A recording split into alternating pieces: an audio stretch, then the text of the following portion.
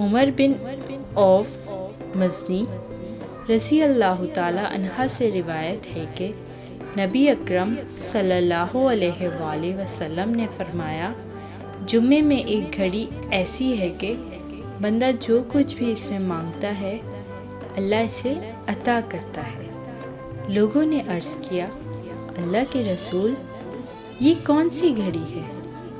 आपने फरमाया, नमाज जुम्मा खड़ी होने के वक्त से लेकर इसे पलटने यानी नमाज ख़त्म होने तक।